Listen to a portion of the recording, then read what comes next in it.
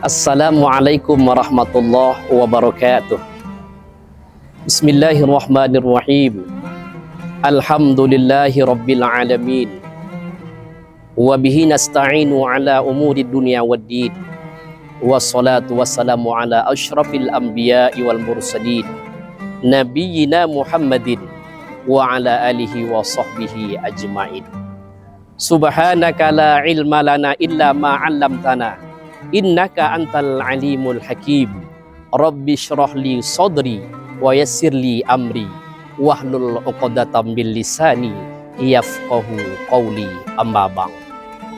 Para pemirsa JEK TV yang berbahagia, kita bersyukur kepada Allah.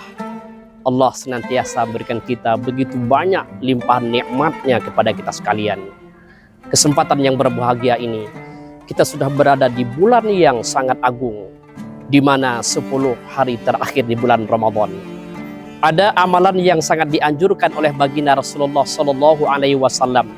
Bila mana telah datang 10 hari yang terakhir, dan amalan tersebut dianjurkan apabila kita sedang iktikaf di masjid, di mushola, surau yang dekat mungkin tempat tinggal kita atau tempat kita bekerja, maka amalan iktikaf yang kita dianjurkan oleh Rasulullah Shallallahu Alaihi Wasallam diantaranya yang pertama, perbanyaklah sembahyang sunnah, karena dengan sholat sunnah yang kita laksanakan akan menutup kekurangan sholat wajib yang kita laksanakan, seperti halnya sholat duha ketika pada pagi harinya. Kemudian juga sebelum subuh ada sholat sunnah yang kita dianjurkan, dan pahalanya lebih baik daripada dunia dan seisinya. Rasulullah SAW bersabda, "Raka'atal fajri khairun minad dunya wa ma fiha." 2 rakaat sebelum sholat subuh atau sunnah fajar lebih baik daripada dunia dan seisinya. Oleh karena itu saudaraku sekalian, jangan kita tinggalkan sholat sunnah. Sholat sunnah seperti halnya qobliyah, ba'diyah yang kita dianjurkan untuk melaksanakannya.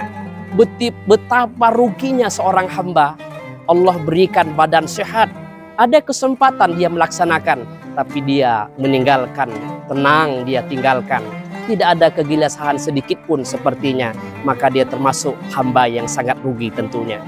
Lalu kedua, amalan yang dianjurkan ketika kita beriktikaf di masjid atau di mushola adalah memperbanyak membaca Al-Quranul Karim. Perlu kita ketahui, Rasulullah SAW bersabda, "Iqra'ul Quran," bacalah Al-Quran, "fa innahu ya'ti yaumal qiyamah," sesungguhnya Al-Quran akan datang pada hari kiamat nantinya. Untuk apa Al-Quran datang? Menghampiri, syafi'an, memberikan syafaat atau pertolongan, li ashabi, kepada para pembacanya, yang belajar, yang mengajarkan, terutama yang mengamalkan Al-Quran.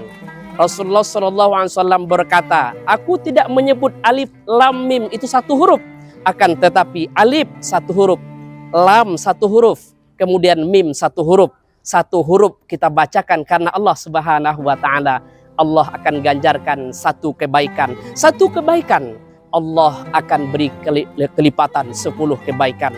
Masya Allah, beruntunglah orang yang luar biasa rajin membaca Al-Quran dan menghatamkan kitab suci Al-Quran di bulan yang penuh dengan agung ini.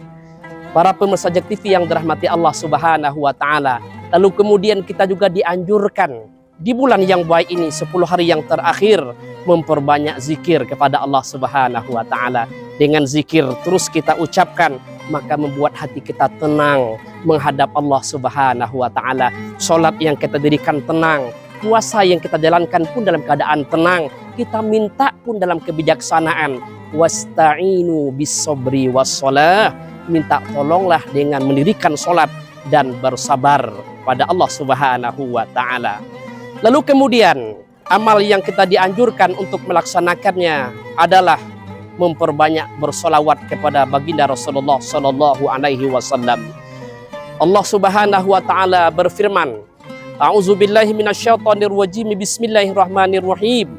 Innallaha wa malaikatahu yusalluna 'alan nabi Ya ayyuhalladzina amanu sallu alaihi wa sallimu taslima. Sesungguhnya Allah dan para malaikatnya bersolawat kepada Nabi. Hai orang-orang beriman, bersolawatlah kepada Nabi dan menyampaikan salam kepada Nabi yang agung, tentunya Nabi Muhammad sallallahu alaihi wasallam. Sabda Rasulullah sallallahu alaihi wasallam menyebutkan, man shalla alayya salatan wahidah. Siapa orang yang bersolawat kepadaku satu kali, kata Rasulullah sallallahu alaiha bi asyra, Allah akan bersolawat kepadanya 10 kali. Apa maknanya? Allah akan turunkan rahmat bagi orang yang bersolawat. Allah akan turunkan kemudahan.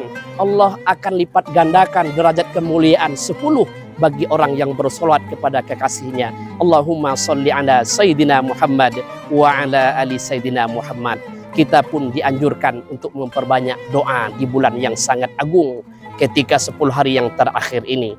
Ud'uni astajib lakum. Begitu firman Allah Subhanahu wa taala. Mintalah kau kepadaku, niscaya aku kabulkan permintaanmu. Rugi kiranya kita diperintahkan Allah, minta kepadaku di bulan yang sangat baik, agung. Allah turunkan rahmat, Allah turunkan maghfirah, dan Allah akan lindung kita daripada jilatan api neraka. Maka minta banyak-banyak kepada Allah. Dan yang terakhir, maka perbanyaklah infak kita kepada saudara kita yang sangat membutuhkan. Karena kata Rasulullah sallallahu alaihi wasallam, as-shadaqah tadlibur rizqi. Orang yang bersedekah mengundang rezeki itu datang kepadanya. As-shadaqah tadfa'ul bala. Orang yang bersedekah dia rajin infak kepada anak-anak yatim, para duafa, maka dia senantiasa dijauhkan daripada bala dunia, fitnah yang menghampirinya, lagi-lagi nantinya fitnah dajjal yang akan menghampiri kita tentunya. Pemirsa JEK TV yang dirahmati Allah Subhanahu wa taala, bukan sekedar itu saja yang dianjurkan, akan tetapi banyak anjuran yang dianjurkan oleh baginda Rasulullah sallallahu alaihi wasallam. Ini yang dapat kami sampaikan, kurang lebih mohon maaf. Billahi taufik wal hidayah wal ridha wal inayah. Assalamualaikum warahmatullahi wabarakatuh.